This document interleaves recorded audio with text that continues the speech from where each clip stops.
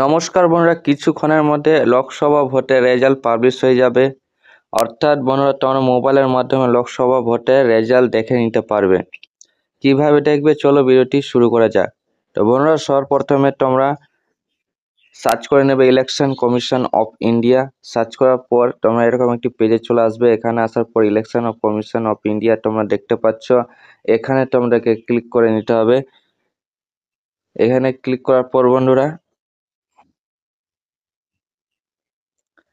এরকম একটি পেজে চলে আসবে। এখানে আসার পর বন্ধুরা, তোমরা একটু নিচের দিকে যাবে। এখানে তোমরা দেখতে পাবে জেনারেল ইলেকশন রেজাল্ট 2024 লেখা রয়েছে। এখানে তোমাদেরকে ক্লিক করে নিতে হবে।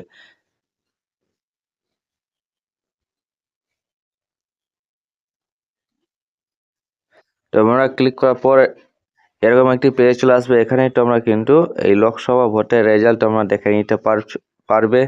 অর্থাৎ তোমার বুথে কে কতটি ভোট পেয়েছে সমস্ত কিছু তোমরা এখানে দেখে নিতে পারবে। এবং এটি ইলেকশন কমিশনের ওয়েবসাইট।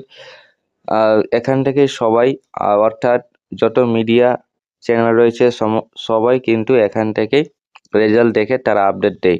অর্থাৎ তুমিও এখান থেকে রেজাল্ট দেখে তুমিও দেখে নিতে পারবে কে কত ভোটে এগিয়ে আছে বা কে কত ভোট পেয়েছে সমস্ত কিছু তোমরা এখান থেকে দেখে নিতে পারো। অবশ্য কিছুক্ষণের মধ্যে রেজাল্ট শুরু হয়ে যাবে। তোমরা দেখতে পাচ্ছ টাইম দেওয়া রয়েছে